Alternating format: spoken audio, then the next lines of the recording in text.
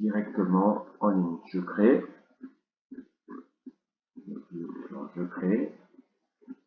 le programme, voilà, ça se met en marche. Là, je ferme. Je commence par réduire la taille du chat, c'est plus important. Voilà. Voilà. Et puis, événement, je clique. Je retourne dans les bleus mouvements. On va le faire avancer de 150 pas. Voilà, je clique, ça fonctionne. Je vais dans le stylo, tout en bas à gauche, je rajoute les fonctionnalités du stylo aussi. Maintenant, toutes les pastilles vertes qui apparaissaient pas sinon. Et je vais lui dire d'aller, de mettre le stylo en position d'écriture, puisqu'il me faut avoir un tracé. Ah, le chat, lui, est sorti du cadre. Alors, en mouvement, à chaque fois que je reclique, il faut lui dire de revenir au centre. Donc je lui demande d'aller en 0, 0. 0, 0, je recommence. Voilà. Ah, il est revenu en 0 et il est reparti. Oui, mais il n'a pas tout effacé. Je retourne en stylo et je lui dis maintenant d'effacer tout. Une fois qu'il est en 0, 0, il efface tout. On repart. Voilà. Je vais lui dire maintenant de garder un petit peu de temps parce que sinon on ne voit pas ce qui se passe et c'est un peu compliqué. Une fois ici en 0, je voudrais qu'il aille doucement. Voilà.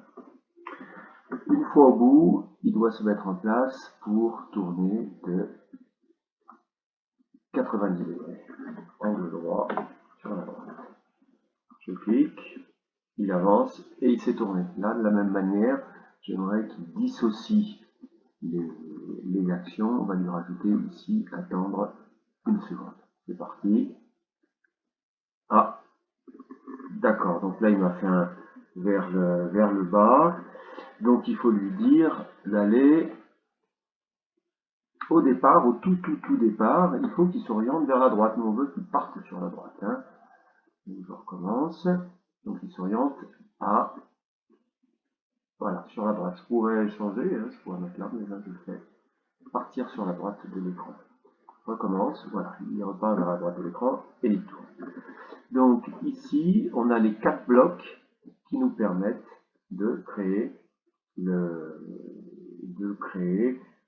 un segment, puis ensuite tourner. Alors si je duplique ce bloc et que je le mets à la suite de l'autre, je vais donc avoir les deux actions qui se mettent en place. Je reclique. Oui, c'est orienté. Bon, il part pas là où je pensais qu'il devait partir. Voilà. Hop. Et hop. Donc là, il a fait la moitié d'un carré. Alors l'idée, c'est de maintenant changer pour servir à ce qu'on appelle une boucle. On reprend qu'un bloc. Et on va dire de répéter ce bloc 4 fois. Je répète combien de fois? Non pas 10 fois, mais donc je remets toutes les instructions à l'intérieur. Et je répète 4 fois. Alors, ici, là, je le mets de côté.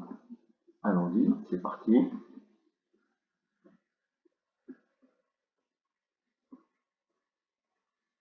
Voilà, le carré se met en place. Alors ça va, on pourrait répéter 10 fois. Et on aurait également un carré. Alors ce qui va être intéressant par rapport à la figure, c'est de vous dire, ben non, en fait, on voudrait un petit décalage à chaque fois. Au lieu de tourner 90 degrés, on va choisir un angle aigu de 89 degrés. Et on va voir apparaître un décalage se mettre en place. Voilà, je reclique, c'est tout. Donc le premier carré, on a l'impression que c'est un angle droit, mais ça ne l'est plus exactement. Regardez, les deux droites là ne sont plus parallèles. Et ça permet d'avoir le décalage qui va nous permettre de faire notre dessin. Donc là, on est à 8, 9 et 10. Entendu. À chaque fois qu'il va faire un segment, on va lui demander de changer légèrement de couleur. Alors là, on va aller dans le bloc stylo. Et à chaque fois qu'il repasse dans la boucle, on va lui dire d'ajouter 10 à la couleur du stylo. Bon, je ne sais pas trop ce que ça veut dire ajouter 10 à la couleur du stylo, mais ça devrait avoir un effet particulier. Donc là, on est sur du bleu, du violet. Ah, On passe en grenat, orangé, ocre, jaune, etc. D'accord?